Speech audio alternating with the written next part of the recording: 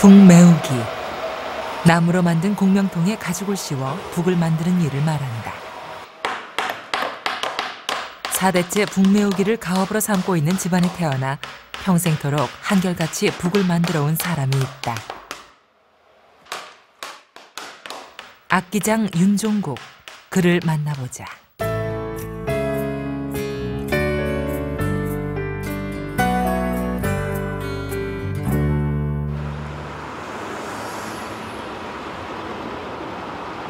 구리시 환경사업소, 악기장 윤종국의 작업장이 있는 곳이다. 벌써 몇 달째 대북 제작에 매달린 터라 겨울을 보내는 그의 마음이 조급하기만 하다. 늦여름부터 이어진 길고 지루한 작업도 이제 막바지를 향해 가는 길. 2m나 되는 거대한 북의 모양새가 얼추 갖춰진 셈이다. 가죽을 씌우기 전 마지막으로 공명통을 손질하기 위해 통 속으로 들어갔다. 공명통이야 가죽으로 덮어버리면 그만이지만 마무리 손질까지 완벽해야 마음이 놓이는 그다. 이 덮고 용도는 대북이죠. 대고라고 하는데 이런 거는 이제 행사용이나 아니면 이제 사찰에서 이제 주로 사용하는 그런 악기죠. 여기 제작 기간이 보통 빠르면 3개월, 늦으면 3년씩 걸려요. 이것도. 네, 왜 그러냐면은 나무 건조하는 게 거의 한 2, 3년씩 건조해야죠. 건조된 나무가 있으면 2, 3개월이면 끝나고 안 그러면은 3년씩도 가죠. 나무가 말라야 되니까. 그런 이제 장기간적으로 해야 될 그런 작품들이죠. 과정마다 시간이 많이 요해요. 또 신경도 많이 써야 되고.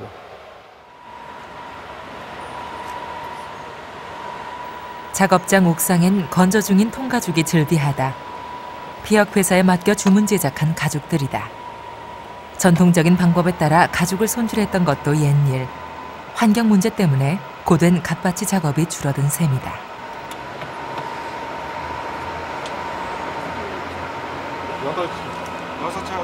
가죽은 주로 3년에서 5년 정도 된 황소 가죽이 좋은데 통가죽을 용도에 맞게 골라 쓴다.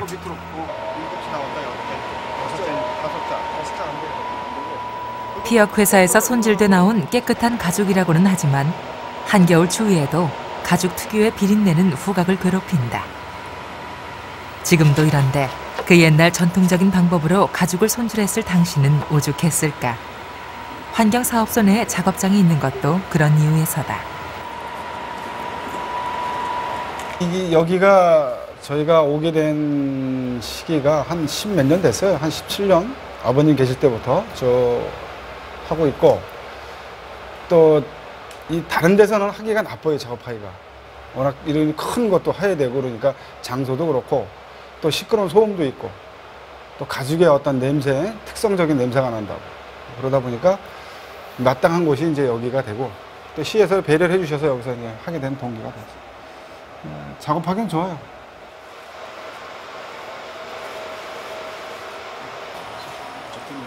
북을 만드는데 가장 중요한 가죽 씌우기 작업을 북매우기라고 한다.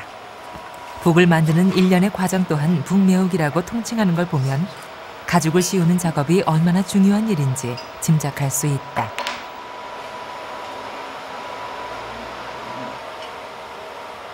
윤종국이 만드는 북의 종류만도 20여 가지.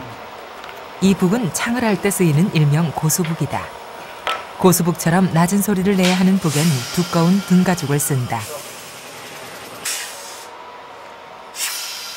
가죽을 씌우고 나면 압력을 빼기 위해 충분히 잡아당겨줘야 하는데 일정하게 고른 힘을 주어 가죽을 평평하고 탱탱하게 당겨준다. 압력만 잘 빼준다고 능사는 아니다. 북은 아끼다 보니 소리를 잡는 작업이 실로 까다롭다. 윤종국은 최적의 상태가 될 때까지 북을 두드려 소리를 들어보면서 미흡한 부분을 수정한다. 만족스러운 소리가 나오면 못질로 가죽을 고정시킨다. 그렇게 양쪽 면을 작업해 북을 메운다. 특히 이 북 같은 경우는 그 사람의 목소리를 이기면 안 돼. 이기면 저야지 저음으로. 그러니까 까다롭죠 이 소리가. 다른 타악기 같은 경우는 소리 위주고 이거는 목소리를 받쳐줘야 된다. 창을 하니까. 창하는 그 창하시는 분들의 목소리를 받쳐줘야 된다. 그러니까 음을 잘 잡아야 돼요. 그래서 음과 양, 점, 공 이렇게 만들어줘야지. 맑고 쾌청한 겨울날, 윤종국은 동생과 함께 대북에 가죽을 씌우려는 참이다. 대북에 북메우기 작업을 하려거든 몇 날이고 맑은 날을 기다려야 한다. 가죽과 나무가 주된 재료인데다 북의 크기가 엄청나기 때문에 온도와 습도에 특히 신경을 써야 하는 것이다.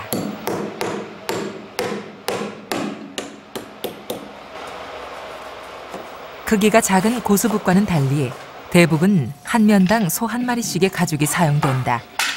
압력을 빼기 위해 가죽을 잡아당기는 작업도 훨씬 조심스럽고 힘이 든다.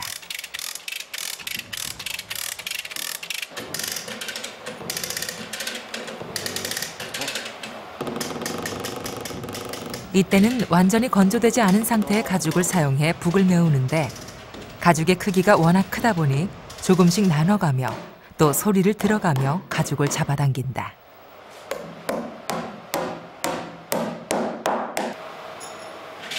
가죽이 말랐을 때의 소리까지 생각해서 조율을 해야 하니 여간 까다로운 일이 아니다.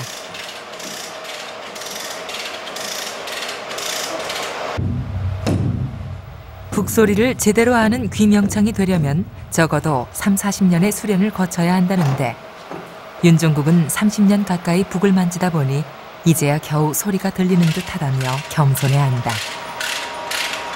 조율할 때, 제일 조율할 때 중요시하는 게 힘을 강하게 주느냐 안 주느냐. 거기서 나와요. 그래가지고 힘을 강하게 주면 강한 소리가 나고 약하게 주면 연한 소리가 나고 그걸로 음과 양을 구분할 수 있는 거죠. 그래가지고 잘 잡아주고 나서 건조 과정도 중요해요. 건조할 때 그 햇볕에다 말리면 안 되고 응대에다 이렇게 자연 바람에 이렇게 건조시켜서 소리가 잘 나도록 그렇게 해줘야 돼요. 그러니까 만드는 것도 가죽 다루는 법도 중요하지만 건조하는 것도 중요하고. 한 면의 북메우기가 끝나면 공명통을 뒤집어 다른 면을 작업해야 한다. 대북을 만들다 보면 공명통을 들락거리는 일도 부지기수인데 자신의 손으로 하지 않으면 도통 성에 안 차는 성격 탓이리라.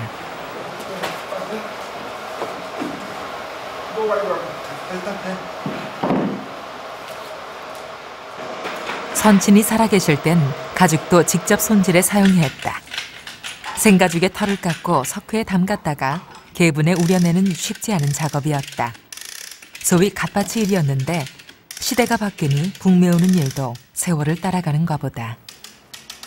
뭐 지금은 다 이제 환경 때문에 그 피혁 회사에서 다 갖다 쓰지만은 예전에는 집에서 직접 그 회처리를 해가지고 털을 제거한 다음에 또 그 오줌에다 이렇게 한 이틀씩 이렇게 삭혀가지고 암모니아로 그래서 이제 그 기름 제거를 한 다음에 무드질을 해요. 무드질이라고 칼날 이렇게 긴 걸로 해서 무드질을 해서 기름을 다 제거한 다음에 두께 조정을 하고 그 다음에 말렸다가 다시 물속에 들어갔다가 북메우기를 하는 거죠.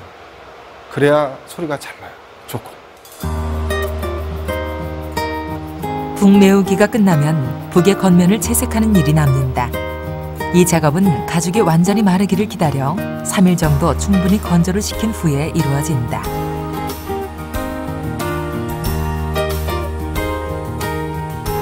그 사이 윤종국에겐 또 다른 중요한 일이 기다린다. 일주일에 한두 차례 무형문화재 전소회관에 마련된 공방을 찾아 북메우기 시연을 하는 일이다. 사실 윤종국의 아버지 고 윤덕진옹은 악기장으로서 무형문화재를 지낸 분이다. 이곳은 돌아가신 아버지의 자취를 느낄 수 있는 곳이기에 그에게도 각별한 장소가 됐다. 아버님이 여기서 한 3년, 4년 정도 활동하시다가 2002년도에 돌아가셨죠, 아버님이?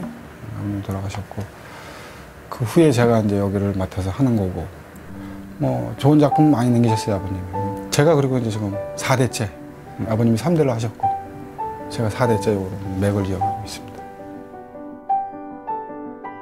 어릴 적 아버지 곁에서 북매우기를 배우기 시작해 30년 동안 한 길만을 걸어온 그였다. 북 말고는 한 번도 다른 생각을 해본 적 없는 우직한 세월 동안 목숨과도 같이 생각하고 살아온 건 다름 아닌 사명감이었다.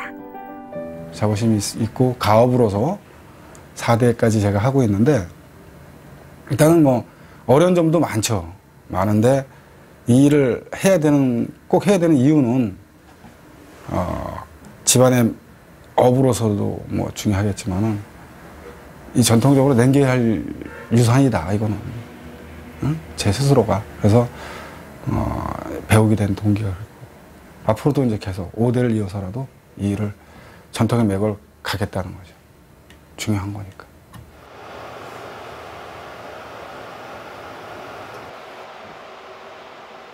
완성을 약속한 날짜를 앞두고 대북은 하루가 다르게 모양새를 갖춰간다.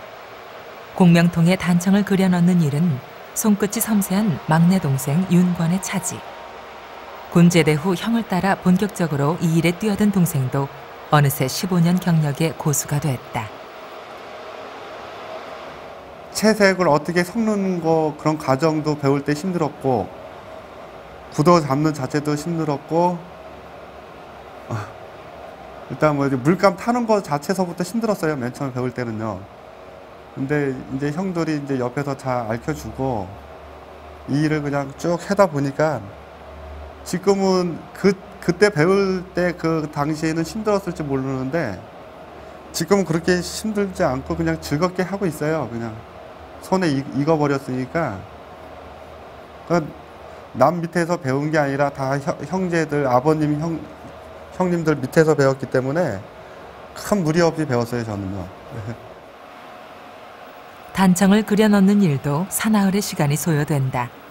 한 번 칠한 단청은 건조를 시킨 다음 다시 덧칠을 하는데 그래야 색이 선명하고 얼룩짐이 없다.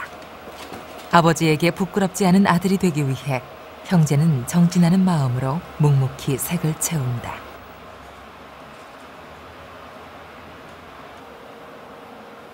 통나무로 공명통을 제작하는 일부터 단청을 그려 넣는 일까지 북매우기의 모든 공정은 오직 형제의 손을 통해서만 이루어진다. 남에게 일을 맡긴다는 것이 영 개운치 못한 때문도 있지만 북은 종합예술이란 윤종국의 말이 실감나는 대목이기도 하다. 이제 공명통, 북통을 만들려고 하면은 만에 못하게 되면은 남의 손을 빌려야 되잖아요, 목수한테, 그죠? 그렇게 되면은 내가 원했던 게 안 된단 말이죠. 안 나온다는 거지. 내가 원하는 거를 만들려고 하면은 직접 해야 된다는 거예요. 목수 일도 그렇고 이 그림 그리는 것도 그렇고 직접. 그래야 내 마음에 들거든. 그렇지 않고 남한테 의뢰하면은 그 사람 나름대로의 작품을 하니까 나하고는 안 맞는다. 그래서 삼박자가 하나 맞아야지 하나의 작품이 완성이 된다. 예, 그렇죠. 예. 갓바치도 해야 되고 목수도 해야 되고 환쟁이도 해야 되고 그림도 그릴 줄 알아야 돼. 단청을 칠하는 윤종국의 손놀림이 분주하다. 사실 대북은 몇 달 전 경기도의 한 사찰에서 특별 부탁을 받고 제작한 것이다. 그는 날씨가 더 추워지기 전에 서둘러 전해주고 싶은 마음이 굴뚝 같다.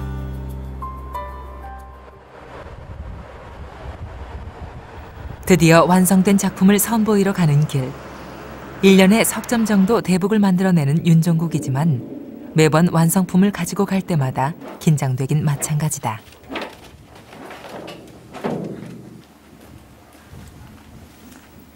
번듯하니 종각을 새로 지어놓고 스님은 대북에 오기만을 기다렸음이 분명하다. 그런 마음을 100번 아는지라 윤종국도 긴장된 표정을 감추지 못한다. 주지 스님의 진두지휘 아래 북을 옮기려니 어느새 일손이 여럿 불었다. 처음 드리는 대북이니 산하사 스님들의 기대가 얼마나 클 것인가. 됐어.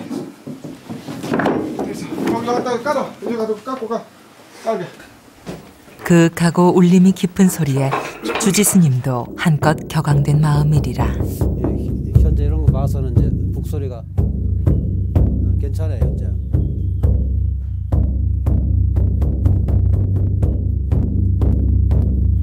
이제 산화사에는 이게 종각도 없고 종도 북도 없고 그래서 이번에 종각을 지으면서 이 천연고찰 산화사인데 이제 북을 제작함에 있어서 상당히 신경을 많이 썼습니다. 그래서 이번 북 제작하신 이 곳은 뭐 전통북을 만드는 이런 아주 우리 장인 정신을 갖고 이렇게 만든다고 그래서 특별히 주문을 해서 마쳤고요. 북을 옮길 때는 스님들의 도움을 받았지만 북을 거는 일은 형제가 나선다. 무게가 400kg이나 되는 거구인지라 옮기고 매다는 일도 요령이 필요하다.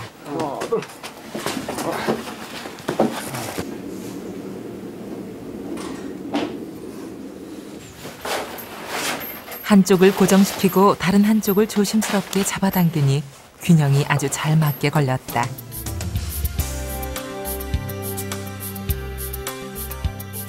몇 달간의 고된 작업을 마치고 비로소 제자리에 걸린 대북은 유려한 단청을 뽐낸다.